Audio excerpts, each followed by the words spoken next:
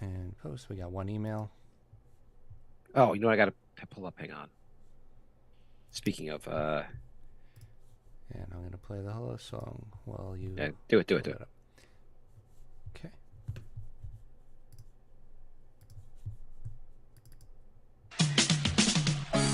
We are the New York Knicks. I'm back in the New York groove. Well, it's the Knicks. New York.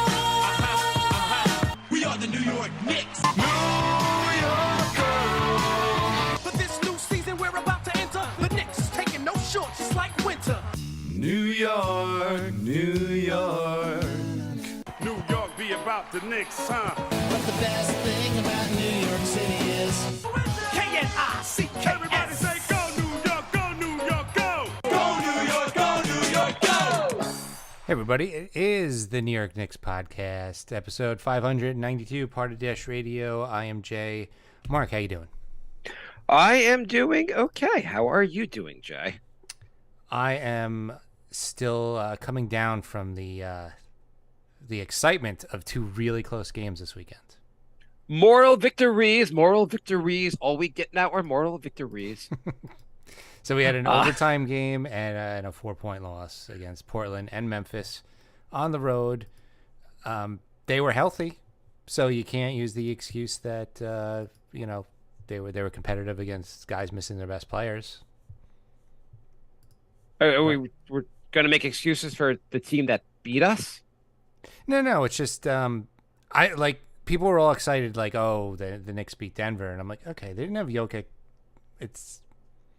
I wasn't too excited about it. So like, this is like an actual test against. Well, I guess not. Portland was missing. I don't want to be too negative. I mean, Portland was missing Dame. Never mind. And Grizzlies were missing. Were they missing Desmond Bane?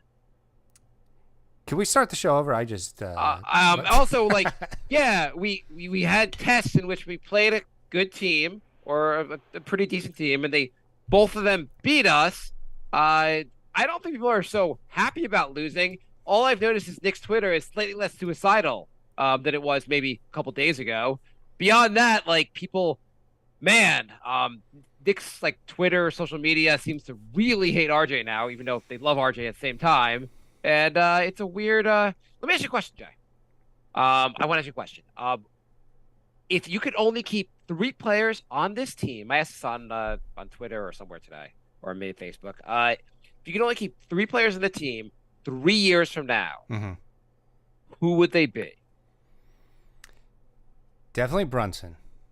Yeah, that was the easy one. Brunson's the easy one. I feel like though one person commented, I don't know about Brunson's contract in 3 years. I guess because he could opt out in 3 years. I can't believe. Or he might make a lot of money in 3 years, which means he's been playing at an all-star level for 3 years. So, yes, Brunson. Yeah. Gets really hard after that. The first 2 were easy for me, and the third one was a bit of a struggle. You want to official this or want me to I'm going to go Cam. Cam was on my list. Mainly because he looks like he can be a two-way player. Yes. I'm very sick of these guys that could play either offense or defense. So I know Jay loves when guys go both ways. Go on, Jay. I know Brunson isn't great on defense, but he's so good on offense. I know people are like going nuts that he missed the last second shot against Memphis, but like twice. It was twice, but I don't want anyone else shooting. I'm totally fine with him taking the last shot. It'd be nice if there was more of a play drawn up, and he could have passed the ball. But if you were Brunson, would you pass anyone on this team if you need a score? I don't think so. Well, two quick things. It looks like Tibbs has no plays at all, even out of a timeout. It looks like he has no plays. 2, the Knicks now. Last episode, or maybe 2 episodes ago, we were talking about how Obi and Rose are the only 2 players on the whole roster that are shooting above league average from 3. Not anymore. No. The Knicks now have 0 players, unless you want to count Zvi, who's taken 3 shots. I think Obi's at like 35%, which I guess is slightly below league average. He's at 35.8, which is 0.2 below league average. But still, I mean, he was at like 50% for, he's been really cold for a while. Derrick Rose was at league average because I haven't seen Derrick Rose hit a 3 since like game 5 of the season. Well, he went from like 45% down to like 34%. So it's been a pretty significant, which means he's been shooting like 20-something% for the last few games. I don't know how the Knicks made Derrick Rose look useless. I don't think he's quite this useless, but they've really somehow made him look useless. So, yeah, Rose is not going to be on my my list. 3 years from now, it's either going to be Quigley or Grimes. And I'm leaning toward Grimes because I think Grimes, he's not shooting great this season so far, but it's a small sample size. And I think he can be a more consistent shooter. Quigley, I have my doubts that he's ever going to be a consistently good shooter. So for me, Brunson was the obvious call. Yeah. I thought Grimes was also an obvious call at number 2. I think Grimes, like, he's shooting. He has great form. He shot well last year. I think his shooting will get better this year. He's only been back for a few games. He's got playmaking. He plays defense. His defense is better than Cam's. He's probably the best defender on the team. I like him a lot as a two-way player. I also really want, especially Brunson is so good on offense and such a good point guard. I'm fine with him not being such a good defender, even though he tries on defense. I want my other two guys to be. I like guys who can play both sides of the ball. It makes it just easier on both sides. I thought Grimes was an easy pick here. Have you noticed his playmaking ability? Yeah, he's been racking up the assists too, which has been nice. Yeah, and so then my struggle really was, do I put Cam? It's an overreaction to Cam's recent play. He's got a longer track record that says he's not someone you want to build around. I do like what he's been doing lately. His numbers are a lot improved this year. He's showing development. My struggle here was, I mean, are we really not including RJ after we just signed him for a big contract? Have we lost complete faith in RJ? And then have we lost complete faith in Mitch? Those are my two guys I was closest to considering. When I asked the question online, I found almost no one thought RJ I should be the guy. Other answers, some people said Mitch, some people said Sims. People are pretty high on Sims. Obi, I got a couple of Obis, but I was surprised how little. There's one or two RJs, but there weren't that many RJs. So we are NY Knicks Podcast on Instagram, Facebook, and Twitter, and Mark asks these different questions every day. So follow us, and you can join in on the conversation. Exactly. We're also NY Knicks Podcast on Patreon if you want to help support the show. Get the plugs out of the way at the beginning of the show this time. Get the plugs out of the way. I was just surprised on the answer. But yeah, so a couple things. So you want to talk about the games briefly? Yeah, just to go back to that, when you say keep guys 3 years from now, I wouldn't use the term build around. There's a difference between wanting to keep them and like building a team around them. Right. No, I'm not arguing Cam and Grimes are centerpieces. I'm just arguing they're guys you'd want to have on the team. If you can only have three guys on the team 3 years from now, those are the three guys you'd want. Yeah. Everyone else is a little more suspect. RJ, I'm not getting rid of anyone, but like, I think Grimes has greater value. He's not going to cost as much as RJ. As RJ. At the same time, I think he gives you more as a complete player than RJ does. RJ's defense this year has been trash. Even though actually RJ's been trash generally. Julius Randle has been a better offensive player than Grimes, but Grimes' defense is a lot better. You'd rather have Grimes as a complete player than Randle also. Yeah. When you say loose face in Barrett and Robinson, I'm not sure I was ever really fully on board with either of those guys. So it was come a little on, we've been on easier. board with give me that crap. We've been on board, especially with RJ Barrett. There are times when we're very much on board with him. I feel like we've been talking about his consistency since his rookie year. So we were excited about him. We were hoping that he would get to that point, but I think the Knicks as a fan base collectively just assumed that he would have this big year 4 leap based on nothing. So you made a point on Twitter, and I'm not sorry to keep talking about things that we said on Twitter, But someone else made some comment like, well, I don't understand why the Knicks got Brunson, which I thought was a weird comment. Like, just in the regards of their point wasn't that Brunson's bad. Their point was, I guess we should only play young players and just lose otherwise, which I thought was weird. Brunson has been goddamn awesome. Do you get someone, what is he, Brunson, 25 years old? I think 20, maybe 26. Yeah. Either way, you figure out point guard.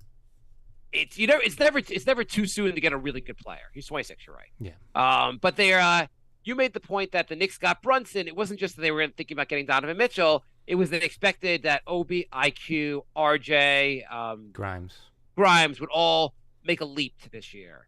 And did you think they were going to do you think the Knicks thought they were going to make a leap from like good player to like, how big of a leap do you think they made? Like incrementally better, great player? What kind of leap do you think the fan base and the organization expected? I think the organization expected fairly significant leaps because it seemed like they locked up salaries. They gave out big contracts, not just Brunson. They gave big contracts to Mitch and RJ too. I think they were expecting pretty significant leaps. And if they did, this would be a completely different conversation because then you have a solid starting five. But none of those leaps happened. Has anybody on this roster made a leap? Well, you could argue Cam has gotten a little better. I mean, it's not even argue. He has gotten a little better. Mm-hmm. You could argue while Grimes' shooting's not quite there yet, his playmaking is better. Like, overall, his game looks better. You could argue, like, some guys are looking better. IQ, his offense, his shooting is not better, but his rest of his game looks better. It's incremental growth. RJ, he's doing something. I know RJ's actually his finishing at the rim is actually a little better this year, and his free throw shooting is a little bit better this year. I think the frustrating thing about RJ is once every week or two, he has a game where you're like, yeah, this guy's definitely got all-star potential. What's the problem? And then it'll be 2 or 3 games of, oh my God, we signed this guy to a long-term contract. It's frustrating. It's also the other side of the ball. You would be if he was playing really good defense, you would say, okay, well, he's at least giving us something on defense. Mm-hmm. RJ doesn't give you that much if his shots are not falling. He's not an amazing rebounder. He's not an amazing passer. He doesn't play that good of defense. He's, in many ways, the same frustration people have about Randall, they could have about RJ. I think people were okay because RJ did seem okay on defense last season. And so I think people were kind of giving RJ a pass for his inconsistent offense. But this season, I don't know what's going on, but his defense has been so bad. And you combine that with the inconsistent offense. And when his offense is bad, it's really bad. Randall has taken RJ under his tutelage for defense. Now in this play, you want to just kind of stand around and not do anything. Got it? It gives you energy for when you dribble the ball for 20 seconds on offense. I came to the realization late last year that I thought RJ and Randall just really don't work well together, and I'm gonna stick with that. I just think those two players cannot. It's tough to have them occupying the floor together. Well, you can't have two inconsistent offensive players that need the ball a lot who also play bad defense and don't really pass as much as they should.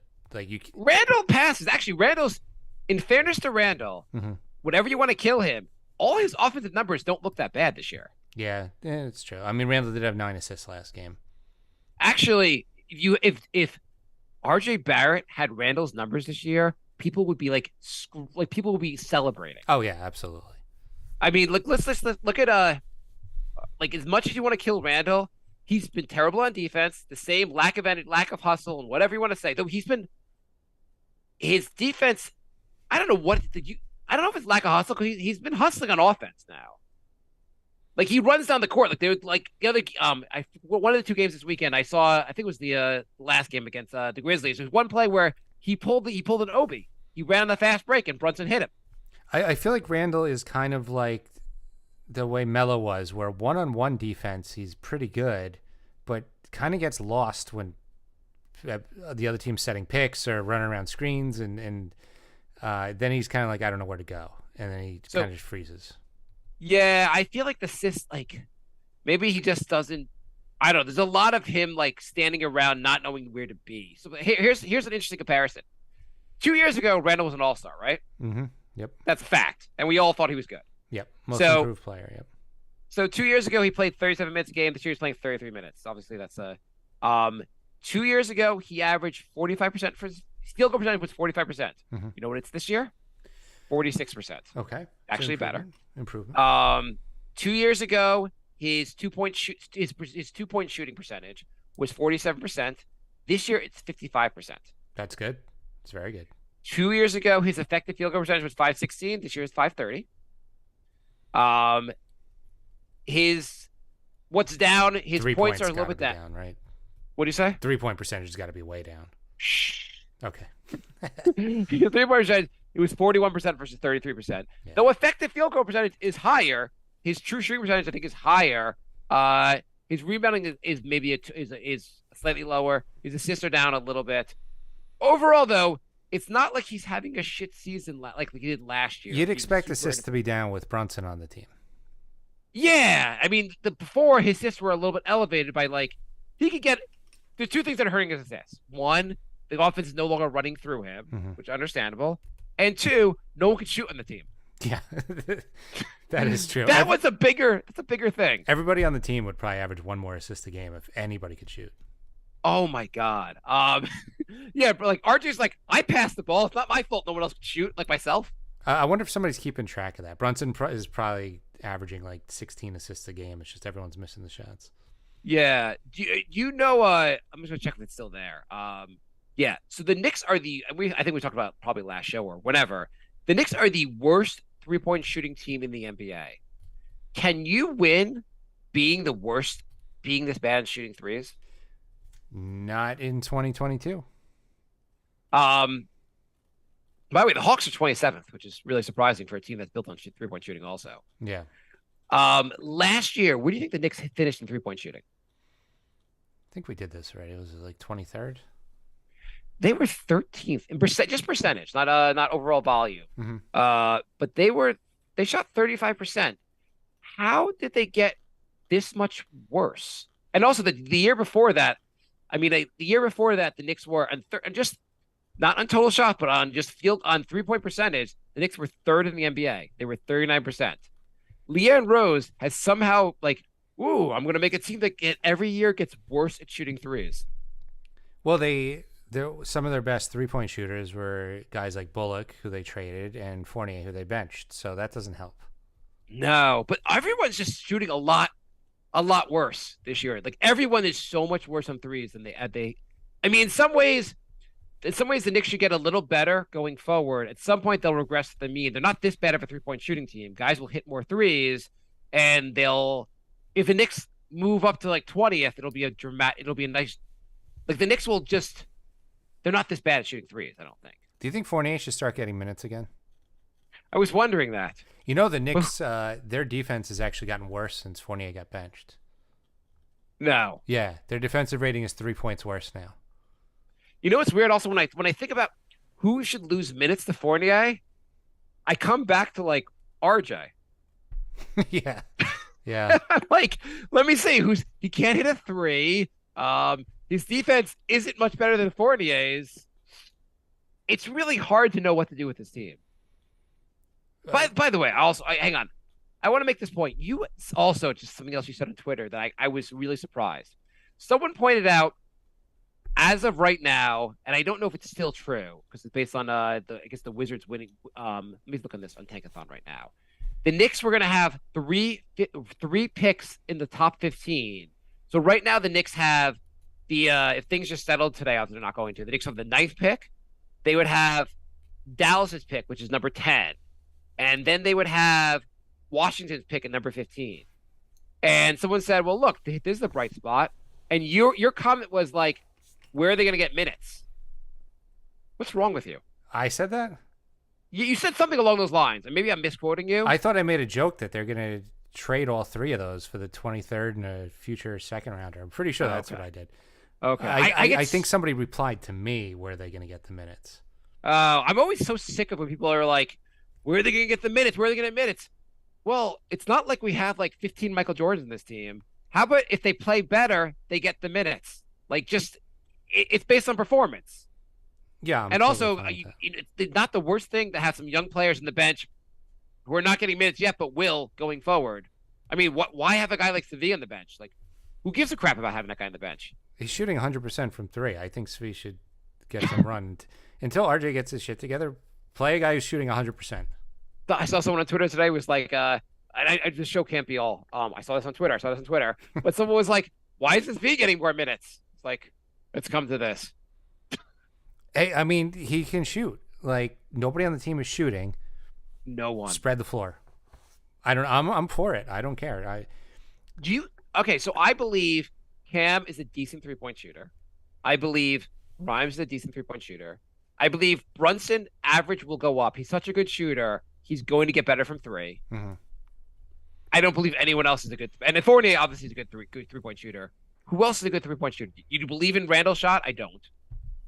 He can get hot. I don't believe in RJ's shot, obviously. No, I think Randall's average. I think Obi got hot early. Is coming back down to earth. I don't think Obi's going to be a very, he's going to be a below league average 3-point shooter. It did not make sense for him to all of a sudden be a 50% 3-point shooter. Yeah, that had fluke written all over it. You know, I was looking the other day at Steph Curry's career stats. Mm-hmm. I just can't believe how high volume this guy shoots from 3. And I know you watch him; he's amazing. How could you shoot 11 threes a game and shoot 43% from 3? How is that goddamn possible? Not only that, when you watch the game, he's shooting from almost half court. He's shooting double teams. He's taking high difficulty threes too. It's not like a catch and 3 where no one, everyone. It's not like he's playing against the Knicks where they just leave him open every night. He's going around screens. He's sprinting. He's just catching the ball, just chucking up in the air, getting in. He's good at basketball. I would love to see his stats for wide open threes. I bet it's insane. It's got to be 65% or something. It's better than Mitch's dunk rate. Right. So going back to the games. So the Trailblazers game, did you have any issue with the refs in the Trailblazer game giving Jeremy Grant 28 free throws? I mean, I hate to complain about the refs, but I really hate to complain about the refs. It feels like the Knicks just never get the benefit of the doubt, ever. He shot 28 free throws. The Knicks shot 28 free throws. Yeah. Is it really something? The Portland shot 51 free throws. Were the Knicks fouling too much, or were the refs just blowing their whistles too much? A little of each. I feel like, one, the reffing is wildly inconsistent from game to game. And two, the way the game is called, it's so hard to even play defense. What happened in not calling rip-through fouls? The last 3 games, I've seen a player catch a Knick on a rip-through foul. Which one's the rip-through? That's one of the guys holding the ball, and you put your hand up as a defender, and you just push the ball into his hand, and then they call a foul. Oh, the swipe. Yeah, I think they call it rip-through, but yeah. Okay, you kind of you bring the ball from your right to your left, basically banging the ball into the defender's arms, and the refs call a foul on the defender. Is that different than when you put your arm out there and the player just swipes his arm up and it hits your arm and they call a foul? Yeah, it's the same thing. Okay, same thing. Yeah, that has to go. That is one of the dumbest foul calls in all of sport, all of basketball. Yeah, and I've seen it the last 3 games. You're not allowed to play defense anymore. Yeah, I've seen it the last 3 games. I also Chris Paul does it more than anyone. I think it's one of the it's one of the worst plays. I'd be embarrassed to this is how I get to the free throw line. I really feel like NBA rules should reflect street ball more. If somebody did that in street ball, you'd punch him in the face. He would never. I agree. Get I don't mind scoring, but it's gotten out of control. Flopping and stuff, all that. None of that would fly in street ball. Just stop calling it. Yeah, if you would be too embarrassed to do this while you're playing with your friends, we shouldn't have it in the NBA. Yeah, I think it's embarrassing to watch. It is ridiculous. It is so ridiculous when they go for the foul. I find it ridiculous. I also find the. Do you think they should do away with the charge? I don't think they should do away with the charge, but I think if it's so close that you can't tell in slow motion, it's not a charge, it's a block. You know what I Yeah, mean? I If also the feel guy's like there's- clearly standing there and you run through them, yeah, fine. But like, I think you have to really be standing there. None of this like, oh, he had full position for 0.1 second while the guy was running at full speed. That's a charge. Like, no, that's a block. Well, now they also let you do it if you're moving, but you had position when you were moving. Mm-hmm. I don't know. I also find there's so many plays where guys flop because like you see like Randall slightly push someone, they fall over, they get the foul. Then the other side where they're putting their arm out also. Like Jeremy Grant was putting his arm out, but because the Knicks player didn't flop, he didn't get the foul call. Mm-hmm. Yeah, I mean, a lot of these problems would be solved if the refs were better. I don't know why the refs are having such, like, well, you know, they're also like there's clear star calls. Like, yeah, they saw Mitch like tap a guy with his finger on the top of the head and they call a foul, but then they don't see Ja like push Cam Reddish into a defender, and like, how do you not see that? And you see these like tiny little touch fouls. I would like the NBA refs just to get just like go like, hey, I know the Knicks fans are all conspiracy minded. It's true. We're all out to get the Knicks. That would at least be like one of the great answers to life mysteries, because the Knicks are not this bad at fouling teams. I don't know what the stats are, but there's some nights where you're like, come on, you guys don't have money bet in the game? This is ridiculous. There was one play where I forget who barreled into Jalen Brunson. Brunson had position. He was just standing there, but the guy on offense kind of tried to move out of the way, so his shoulder hit Brunson's shoulder and knocked him over. And Wally was like, on the broadcast, was like, oh, well, he tried to move out of the way, so I'm fine with it just being a block, not a charge. And they're like, well, Brunson was still standing there. Why is it okay? Because he moved a little bit. Right. It's also, and I'd have no issue if they just called it a non-call, but to make it the other way, like, there should be more non-calls. Yeah. It's okay to do a non-call. Yeah, you don't have to call it a block. You could just say a non-call. The guy fell over. You already got your advantage. Yeah. Okay. Email? Yeah. Do you think just to complete these games, why can the Trailblazers find Anthony Simons at like the 24th pick, and the Knicks can't find? Why can't the Knicks find a guy like this? The Knicks have Simons. They just need 5 years of development. I mean, these other teams find all these guys late in the draft. I know people are like, you can't build for the draft where the Knicks are, which is like the 9th or 10th pick. I don't know. All the players we'd like to get are the bunch of guys that are pretty good that are drafted later. What's the entire like Memphis team? Brooks, Bain, Conchar, like none of these guys went high. Aldama, LaRavia, none of these guys went high. Yeah, I mean the Knicks. People keep lauding Leon Rose for like, you're so good at drafting, because he's not drafting like he's average at best in drafting. There was in 3 years of Leon Rose, there was one guy who the organization thinks is a starter in Grimes. That's it. Yep. Anything else you want to say about Memphis? Yeah, I mean they're a really good team. Ja gets way too many star calls. Way too many, yes. Jaren Jackson Jr. looks so awkward and like goofy, and then I look up and he's got 20 points. Yeah. Memphis is a very good team, but Knicks could have won both these games, which is really annoying. Yeah. Okay, good I mean, question. if they had anybody who could shoot, they would have won. Right. I know Brunson is now going for 30 points in 4 straight games, and Brunson is awesome. I'm like, he's doing it at a high field goal percentage. He's doing great. But is it a bad sign that your point guard needs to go for 34 straight games? And still not win? Well, still not win also. But I feel like he's going for 30 because he's like, I guess I got to do everything myself here. Yeah, I mean, I don't even know what to say anymore. It's like they need to. It's a weirdly constructed team. Well, Brunson is really good. We got some other players. At least we're capped out. Do you know what the cap situation looks like? I know what the cap situation looks like. 100% cap full for years. That's what the cap. What's the cap right now? I think it's 110. Okay, so this year the Knicks are at $142 million, really getting their money's worth. Next year they're at $151 million, with a team option for Derrick Rose at 50. I guess they can free up some cap space because Derrick Rose is the team option at $15 million. Knicks are not going to take Derrick Rose. Sorry, the cap is 123, so they're at 142. With that 142, I'm assuming this is not this. If this is counting like the options, they can move off of Derrick Rose 15 million pretty easily.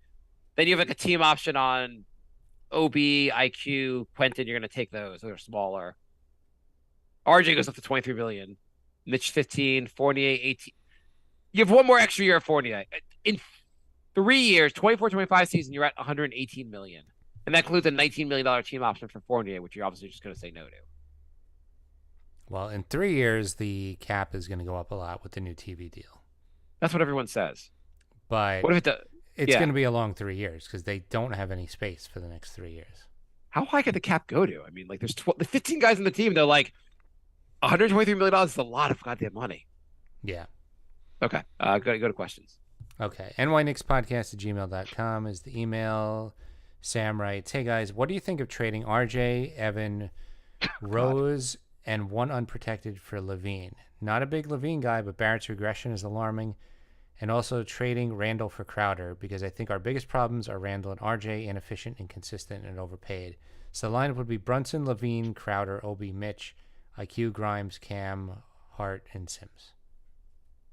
So it's RJ plus what for Levine? Fournier, Rose, and one unprotected. I mean, Levine's not shooting that well this year. He's not. So but he's generally a good shooter. He is. He's a little bit injury prone, which that's the part that worries me. He played injury prone. Last year he played 67 games. Year before he played 58, 60, 62, 24, 40. I mean, he's missed games earlier in his career, but he's been playing 2/3 of the games, 3/4 of the game. Like he's been playing a lot of games the last couple of years. I'd like at least 80%. Yeah, I mean, if you're telling me that's all we have to give up to get Levine, Levine's better than RJ. Right. Would you do that? I think anytime you can make an upgrade to the roster, you should do it. And I also think a 3-for-1 trade might solve a few problems as well. I don't think that solves the problems that everyone thinks. Do you think we really need to consolidate? I don't think it matters that much. I think part of the problem with the rotation is Tibbs trying to make everybody happy. And it's because they do have a lot of depth, but I think if you have a clear pecking order, it makes it a lot easier. Well, if you get better players, I agree with that part of it. But like with the rotation, 9 guys right now? That's pretty. How many fewer guys are going to use? Yeah, but they're playing 9 guys, but everyone's like saying, yeah, but this guy's not playing and this guy's not playing. There's like the only guy that's not playing is Obi's not getting enough minutes. That's it, and because he plays behind Randall. Well, Sims doesn't.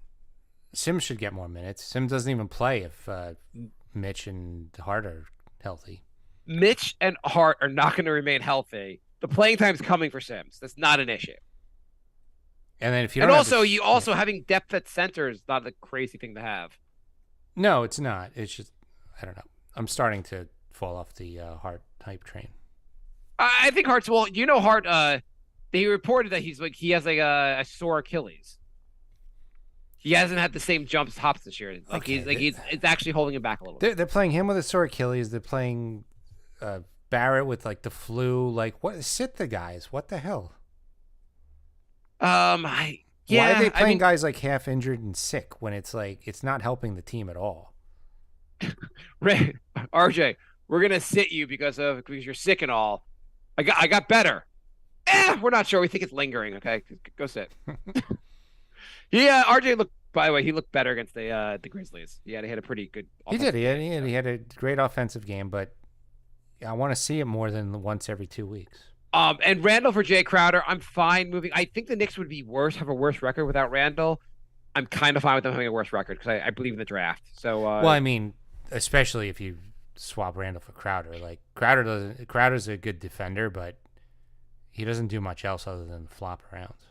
Well, he would get more minutes for Obi, so you can solve that also. You'd probably be more even distribution there. Yeah, I'd be fine with that. I don't know you think the Knicks are seriously looking to swap Randall? I think the organization believes in Randall. They're not like that serious about moving him.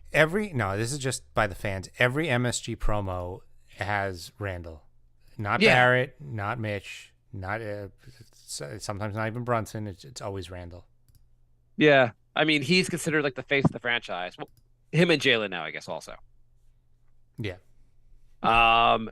Okay. More questions? That was it for email.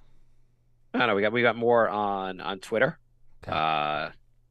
Pull them up real quick. Not prepared at all. Not prepared at all. Kind of like Leon Rose at draft time. Do you want to I got it. trade 2 Twitter questions for trade down for 1 Facebook question? Based Nick fan writes, why is our defense scheme don't box out and don't guard the 3? I feel Nick's rebounding is terrible, by the way. Defensive rebounding. I feel like Tibbs's defense hasn't changed from what worked in like the 90s with the Knicks when people shot like 5 3-pointers a game.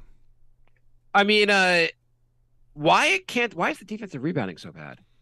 We have 3 bigs, 3 centers, and our defensive rebounding's not that great. Not only that, there's a bunch of bigs and they're not guarding the 3-point line, so you'd think they'd be in the paint. So if they're not in the paint grabbing rebounds, where the hell are they? Why are they such a bad? I know the Knicks are a good offensive rebounding team, but defensive rebounding kind of matters because teams get second chances against the Knicks all the time. It's really frustrating. Maybe the guards need to do more for rebounding. I don't know what's killing. I don't know which rebounds are the longer rebounds that are killing them, or you're not guarding the 3-point line, so guys are taking more threes against you, which lead to longer rebounds, and then the guards. The longer rebounds are also the trickier rebounds. Mm-hmm. And your guards aren't doing good enough job rebounding besides IQ, who apparently is the best defensive rebounding guard in basketball. Who plays like 15 minutes a game. No, IQ's been playing a bunch of minutes lately. Well, he didn't play against. He's injured. He got hurt 9 minutes into the game. Yeah. Yeah, but he played big minutes against Portland. Mm-hmm. He's been playing. I mean, like if his shot falls, he'll play. I mean, people are like, "Why is he not getting minutes?" Put the ball in the basket. You'll get minutes. Yeah, it's really everyone's blaming Tibbs. It's like these guys aren't playing well enough to justify 30 minutes a game. Right. The people keep going like, "Why is so and so not playing enough? Why is so and so?" I don't think it works that you get more minutes and your offense will come after, where you're playing you just get better and then you get more minutes. Mm-hmm. No, only the Knicks are like, he's playing poorly. What if we gave him more minutes to play poorly? As much as I like Obi, is Obi outplaying Randall? No, he's not. He's not. That's why, I know a lot of people are mad about Obi, but he's not better than Randall. People want to praise the draft pick, but then question why he's not getting more minutes over a player that he's worse than. It doesn't make any sense. I mean, it's fine if the organization wants to move on from Randall and be fine and give Obi the minutes, but I don't know. I mean, last year you could argue Randall was playing like trash, but so was Obi most of the year. And this year, Randall's offensive numbers are just flat out better than what Obi is contributing. I know Obi's been pretty decent at times, but it's not like Obi's that amazing. Like Obi, have you watched Obi in the half-court game? Yeah, I'd rather watch Obi in the fast break game. Yeah, he's great in the fast break game. In the half-court game, he's kind of like David Copperfield. He kind of disappears half the time. Yeah. But yeah, the Knicks defense. Bryce writes, what are the top in-game defensive adjustments does Tibbs need to start making? Well, how about instead of running out at the 3-point line, you cover the guy at the 3-point line? Yeah. How about stop lagging off if you're not they have all these guys that lag off the 3-point shooter, but they also don't really cover the middle either. So that's what Randall does a lot. He's like, I'm 10 feet from the guy at the 3-point line. I'm also 5 feet from the basket. I'm covering no one. I'm playing my own zone. Yeah. Just stay with the guys a little more. They need to figure out what to do in a pick and roll. I don't. It seems like they're not calling out switch, or one guy switches, the other guy doesn't. There seems to be a lot of confusion in those situations. They have to figure that out. So there was someone I forget who it was. I think it was someone that does the Knicks Film School podcast, that crew. They had a video of Grimes and Cam, who both are 2 of the better defenders in the Knicks, their approach to guarding Ja.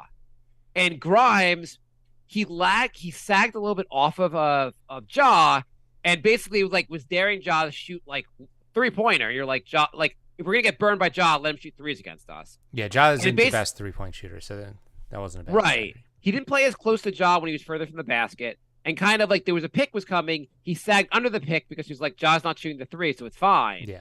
And he actually stayed with Ja, and Ja like got a bad shot and missed. Then they had the Cam coverage of Ja at the end of the game, and Cam stayed really close to Ja. So basically Ja used the pick and just left Cam in the dust. Mm-hmm. And you could be like, if we're gonna get burned by Cam, like Grimes had a little more awareness of how to cover this guy. Cam covered him like he's covering anyone else. Mm-hmm. Yeah. Those are some adjustments they can make. Like, here's how you should cover this guy. At the same time, also, the Knicks are trying to stop. Knicks are trying to stop the Grizzlies. Why would Grimes not be out there? It seems weird not to have all your best defenders on a defensive possession at the end of the game. Right. I'm not saying Cam should come off the floor either.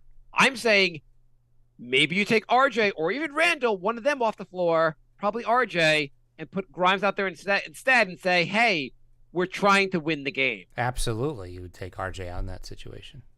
I don't know why Cam was not Grimes was not out there at the end of the he wasn't out there at the end of the Portland game either, right? Right. I don't know why Grimes was not out there at the end of either game. You would want your best defender on the floor. Yeah. Instead, you have Ja out there trying to guard people. You're like, RJ out there trying to guard people. That's helpful. It's strange. Like, especially when he's in such a slump defensively. Is it? Yeah. Can you be in a slump defensively? I don't know. Nick fan writes also, why are we starting the offensive by passing to the center at the top of the key? I feel like we've been doing this before Tibbs too. Weren't we talking about that like For years. when Cantor was on the team and like yeah, this has been going on for a long time. I mean, Hart at the top would make some sense because Hart's actually a pretty good passer. But otherwise, like, why hand the ball to Sims or Mitch at the center position? I don't understand that at all. The other one I don't understand, I've seen Randall do this a little bit. Obi does this all the time, is like Brunson will be dribbling up. He'll be behind the 3-point line, like maybe 5 feet behind the line. Obi will run up, grab the ball, run in a circle, and like give the ball right back to Brunson. You're just like, I just want to hold it. Check out the ball. Ball's good. Here, take it back. Why? What is the benefit of? Why would you run up to get the ball if you're not going to do anything with the ball? Literally just to pass it back to the guy who gave it to you, like it's a hot potato. This is the problem with not having an offensive plan. Yeah, it's a weird. Curious Chuck writes, is Jericho Sims just better than Hartenstein? It's looking like it, isn't it? He's looking pretty good. I mean, Tibbs doesn't think so. Sims still seems to be third in line, but I think Sims has outplayed Hart for the last few games. I mean, Tibbs also kind of gives the vets a little more leeway. It probably was a huge deal for him, obviously, the bench. Fournier. I don't know. But Sims has been looking pretty good. I would try and give all three of them minutes still. I mean, they do bring different things. Sims doesn't have an outside shot. Hart does. Hart's a better passer. Sims better rebounder and defender. So it's, I guess, situational depending on matchups. C. Ash writes, Cam Reddish and Grimes need to see the floor together. I think their games actually complement each other. Grimes passes in a way that takes advantage of Cam's cutting, and Cam has a reliable guy to spray out to. Defensively, they'd be a nightmare together. This needs to happen. And Skull Cam fan writes 100%. Why not do that with IQ and Mitch out there too? Let's have like an all defensive lineup and see what happens. Well, they did. So they were both out there together against the Grizzlies for a short span yesterday. I want to see more of that. I like the fact that at least Tibbs was doing it a little bit. But yeah. And if they're not going to hit shots anyway, play all the defenders at once. I mean, you can get Deuce out there also. IQ looks good on defense also. I'd put IQ with them. I mean, you could also, then you could justify Randall out there because you're like, if everyone else is playing defense, like. Yeah. GN writes, do we need to sit Hart like we did Fournier? Is Tibbs ever going to be tough on Randall and RJ like he is with Obi and others and sit them for extended minutes if they aren't showing effort on D? It is a little strange that he doesn't seem to care what RJ and Randall are doing. He sat RJ at least one game this year at the end of a game. Like there was one game he was just playing terribly, and he sat it for most of the second half. And people still complained. But you're right, it never happens. I don't know. GN writes also, how many games until Tibbs is fired for his questionable sub patterns? I don't think he's getting fired this season. Unless they go on this massive losing streak, I think he's safe till at least the offseason. Yeah. So you mean like in mid-January when they go on this massive losing streak? I feel like they're not really getting blown out anymore. I feel like even if the record's bad, they're going to keep getting these like 4 to 6 point losses, and that alone is probably going to be enough to keep Tibbs' job. Paul writes, on Facebook, who do you have more faith will improve, RJ or Obi? I think Obi. I'd go with RJ. I mean, it's got to be RJ. Could we have really wasted the third pick in the draft? Why not? We wasted the 4th and 8th and 8th and 8th. We haven't had good luck with the 8th pick. Jordan Hill was the 8th pick too, right? Jordan, yeah, he was. I have to think RJ's got to get better. I think this is a very low moment for the RJ fandom. It's got to get better in the year. And he has Obi's game. I still feel like it's too limited. RJ can do more. If it doesn't get better, the Knicks are toast. That's it. If RJ could have a pull-up jump shot from like 10 feet from the basket, if he could master that, it'd be a huge help. Right, he doesn't have to have a 3-point shot. Have a DeRozan game. Yeah, I mean, just like when you see 3 guys at the basket, you don't have to lower your shoulder. You can just pull up and shoot from 10 feet and make the basket. Mm-hmm. And on Instagram, Los Dude writes, who'd win this fight? Anthony Mason versus Charles Oakley, the 94-95 season. Oh, wow. Yeah. The 2 toughest Knicks. Think I would say Mason, but it's pretty close. I don't know. What do you think? Mason's stronger, but I think Oak is a little crazier. I always go with the crazy guy. It's fair. I was going with the stronger guy. I'm gonna go with Oak. Yeah. Hoops, on a different note, Hoops Height did a ranking of team asset rankings, and the Knicks were the 14th best team in assets. What do you think of that? Assets as in current players and future draft picks? Everything. Yeah. They do have a treasure trove of draft picks coming up. So they had the first of all, they had the 100 what is it called? They had a top 100 list as far as players that are assets. And number 47 was Jalen Brunson. His previous ranking was 56, so he's moved up. Barrett was at 83. His previous ranking was 65. Do you think there's a lot of teams that would pay to trade for Barrett? I wouldn't say a lot, but I think there'll be enough teams to take a why not? Like, they got to know that the Knicks are not good at developing players, and he's young, and why not give it a try? Yeah, I still think it has value. And number 88 was Julius Randle, down from 75. Yeah. So I bring this up. I thought it was more interesting to look at the. They had a couple things they also pointed out. This is all from Posting and Toasting. They pointed out the Knicks right now. How many players in the Knicks are 25 or younger? It's got to be like 8. 8, exactly. Not. I mean, there's something there. I mean, you got RJ, Quentin, McBride, IQ, Cam, Obi, Mitch, and Hardesty. Hardestein's only 24, by the way. Oh, wow. Yeah, so he's not. Wait, how old is? Why don't they include Sims? Sims has to be. Oh, they said notable. Sims is included also. Sims is not included there. Poor Sims. Anyway. Okay, so we have this year. We have two first rounders, their own pick and Dallas's pick, Maybe. and they have. Probably. No, Yes. What do you mean? Probably. I think Dallas is top 10 protected. Yes, it is top 10 protected. You're right. Yeah, I have to think Luka's not going to be that bad. Yeah. They're actually not that great this year, but yeah. And then you have the Detroit top 18 protected. I can't even fucking do this math. They have the Detroit potential for a Detroit pick, potential for a Washington pick, but that's top 14 protected. They basically have They have somewhere between 1 and 4 picks. Yes, exactly. So between now and 2029, the Knicks have 11 first-round picks. Maybe. Maybe. If they don't someone could trade convert, some of these are going to like disappear if they don't convert. Does this seem like a treasure trove that people make it out to you? This is what all these protected picks is what people thought was going to net the Knicks, like a superstar. Yeah, I mean, it's also so like the 23 to 29. So that's what is that? 70 years. So the Knicks have 4 extra picks in 7 years. So I mean, Knicks fans would be like, the Knicks have 7 first rounds in the next 7 years. 7's a high number.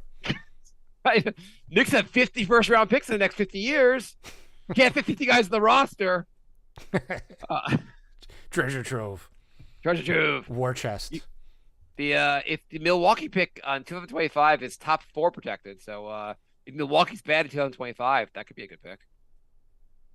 Yeah, they won't be bad, but at least it'll probably convert.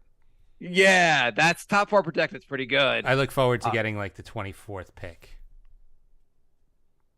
Yeah. And they have 8 second-round picks. Slightly more in than 7 years. Yes. Okay. Okay. I thought they had a lot of second-round picks, but apparently they don't. Yeah, I think they traded a bunch away in this offseason. Yeah, I think they trade like 7 of them to move Kemba Walker's contract. It was a lot. Do you remember when we had all this cap space? It That all was went fun. away, and then we had all these movable contracts that all went away, and then none of them are movable. And the draft picks are the last shoe to drop. Yeah, but they also have. Do you know how many players the Knicks have the draft rights to? I think They're not overseas players. I think like 9. I am looking at the list. 11. 11. Though 4 of those players are retired. They could probably relinquish those rights. They have the draft rights to Bradley Newley, who was drafted in 2007. How do you keep the draft rights for this long? He was the 54th pick in the 2007 draft. He can never escape the Knicks. It's like a they death have, sentence. It's not even like a good thing. I mean, teams must all have these things, but Sergio Lull was the 34th pick in the 2009 draft. Apparently, he's not coming to the U.S. Wang Zelen was the 57th pick in 2016. Probably not. I don't know enough about the rest of these guys. Matthias Lazort was the 50th pick in 2017. Ogin Jamaris, 58th pick in 2017. Ante Tomic was the 44th pick in 2008. Probably not coming here. Rokas is the big one, 34th pick in 2021. Mhm. Is he ever coming here? And does it even matter? He's like an all-star in the EuroLeague, right? Is he an all-star? I think so. I think he's had like I think the Knicks have overrated how good he is. I think he won like maybe he was like a let's see what the news on Rokas is.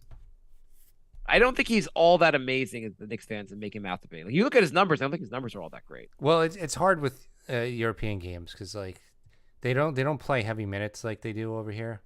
Yeah, his minutes are not that high. That was the thing. Yeah. What? Well, yeah, I don't think anybody. I mean, Luka wasn't even playing. He was playing like less than 20 minutes a game, I think. yeah, that is weird. Yeah, you're right. So It's- Rokas coming over here? No, probably not. Why didn't Rokas get it done? Why wasn't it Rokas for Donovan Mitchell straight up? I never even heard Rokas being included. No one. Dallas didn't give. I mean, Utah didn't even give a shit that the Knicks had Rokas. Rokas was the runner-up for the EuroLeague Rising Star Award Oh, I knew he had something about being a young player. 3 years ago. That was 3 years ago. That's still pretty good, though. He just So- signed last year. He signed a 4-year contract with Barcelona. So don't hold your breath for him coming over anytime soon. So if a player 11 through 20, as far as top players in the NBA are available, and I'm not giving a name, just like a player at that level, Would it make sense for the Knicks to unload all their assets to get the guy? Like, I mean, like a Donovan Mitchell. Let's say it's like Shea, and I don't see why OKC is moving Shea. But let's say Shea is available. Mm-hmm. Are you trading like 5 firsts to get him? Does that make sense for where the Knicks are? I don't know. I'm on the fence. Because the team's just so annoying to watch that you're just like, just do a quick fix. Yeah, I like if you asked me a month ago, I would have said no. Now I'm just like, you know what? Screw it. I just wanted to see somebody get on the team. It's also like you're like, well, maybe the Knicks should build through the draft, and people are like, can't trust this team to draft well. Then get rid of the front office. Right. I mean, Like, the way to build a winning team is through the draft. If you have no faith that the front office can draft, then you need a new front office. Yeah, I mean, like that's the number one thing. You can't draft. I understand like moving for a star, but if you can't draft, then like there's just no path forward. Yeah. And I don't. I know like a lot of people are saying that Rose has gotten really good value in the draft, and he's gotten good value late in the draft, and he's gotten good value for like the 25th pick. He's gotten good value for the second round, but the high draft picks he's gotten garbage value for. Yeah. I mean, well, it's only one pick, Obi. Yeah, because he trades out. That's garbage. Well, the 11th pick, yes, the value for the 11th pick was complete garbage. I know the Knicks got some protected picks later on, but we drafted no one at 11. It's insane. Yeah, that's garbage. That's garbage Yeah. value. I'm counting that as getting as drafting literally nobody with the 11th pick. That's garbage. And the Obi pick, as much as like, first of all, the organization does not think, whatever you want to say about Obi, the organization does not think he deserves minutes over Randall. And the two obvious picks there were Halliburton, need a point guard badly, and if not Halliburton, who is the next obvious pick, Jay? I don't know. I blacked out as soon as the Knicks didn't pick Halliburton, and I think I came to in the middle of the second round. The next pick, the other guy was Devin Vassell, a 3-and-D guy. He's on my fantasy team, and he's doing quite well. Yeah, what's his numbers this year? Not that you have him memorized, Jay. Right. I've memorized all the stats of everybody on my fantasy team. Yeah. I mean, He's I haven't watched him. averaging, I haven't watched him, so I don't know how great his defense is. But he's averaging 20 points a game, shooting 46% from the field, almost 41% from three, or 41% from three. So rookie Getting year, better every season. I was about to say rookie year 5 points, sophomore year 12 points, this year 20 points. 3-point percentage 34, 36, 42. 2-point percentage 40, 42, 46. That is development. Yeah, I mean, like the thing is, like when you look back at the Knicks draft, I mean, maybe we get very repetitive here. You look back at the Frank draft. Frank wasn't a crazy pick at that time. It didn't work out. It's that the Knox pick was so stupid, and the Obi pick, as much as you like Obi, he was not. He was like the other guys were much more obvious picks. Knox had two good games in a row, and I started seeing people say, "See, we shouldn't have let him go. We should have let him develop." And I was just like, "No, like." Any NBA player can go off for a game here and there, but like, I noticed all those people were quiet since he got 7 and 3 points the next 2 games. I'm pretty sure Dennis Smith's had some good games. I'm pretty sure these guys are not going to be like all like, they might hang around the NBA, but they're not exactly going to be like, we're never going to regret giving those players up. I mean, just look at any player in the NBA. He's most likely had at least one like really good game out of the blue. Jay, I have a trade for you. Okay. Straight up, I think the contracts are close enough. Randall for KP. What do you think? I'd do it. Would you do it? I would. I feel like Randall's gotten so toxic on the Knicks that like, I think people would start hating KP so fast when he got here. Oh, absolutely. As soon as he tweaked an ankle and missed the game, everybody would hate him. Also, I haven't watched him that much, but I feel like his offensive game hasn't improved that much. No. I think his defense isn't that great. There's a reason Dallas hated him, but you think fans would be up for that? I mean, it would be really funny. Oh, we forgot to mention Dallas's obsession with Knicks. Who did they add? Kemba Walker. Kemba Walker's in Dallas now? Yeah. Holy crap. By the way, we're making fun of KP after a 41-point game. Oh, wow. Yeah. Let's do this trade. He's he's having a very what you'd expect, a very erratic season. He's having decent. His numbers are decent this year. They're fine. He just should be better. That's all. Yeah. At his size. Mm-hmm. And he's been pretty healthy, right? Yeah. I don't think Wizards fans are unhappy with him. He missed Or maybe they are. one game all of November, so That's pretty good. yeah. Any other trade ideas, Jay? Is there no one that wants Fournier? I think there will be. I think December 15th, I think it is, when a lot more players are available to be traded. I feel like your 3-point shooting's good. He's gonna go somewhere else. He's gonna hit a lot of threes, and they were like, the Knicks gave up on this guy for nothing? Yeah. The Knicks traded him for 2 future heavily protected second-round picks. Yeah. Top 47 protected. Here's the trade. The Knicks offer 2 firsts plus Fournier's contract just to get off it. All right, well, this is getting dark. We got to end the show. Oh wait, just want to see the schedule till next game and just see what you think is going to happen, Jay. We have. Let's assume we're doing the show next Monday. They have a bunch of games between now and then. They play 4 games till then: Detroit, Milwaukee, Dallas, and Cleveland. What's going to happen, Jay? Detroit, Knicks win or lose? Win. Have to win. Have to.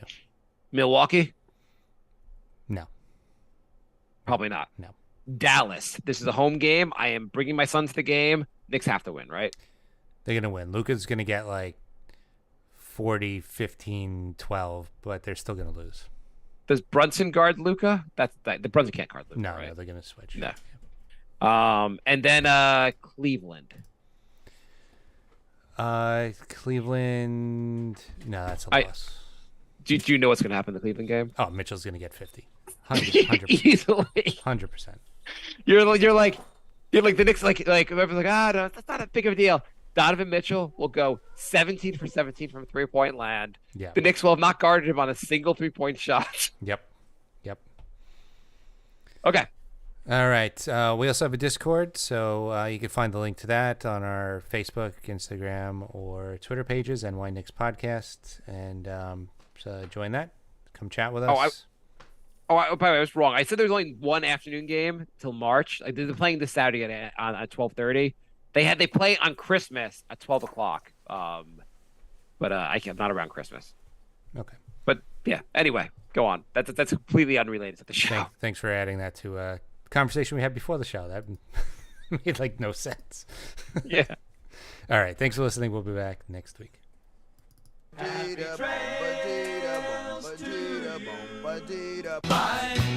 love. Goodbye, everybody. Goodbye. It's all over. Goodbye. It's time to go. This is the end. Say goodbye. You better go away. I'm gonna leave.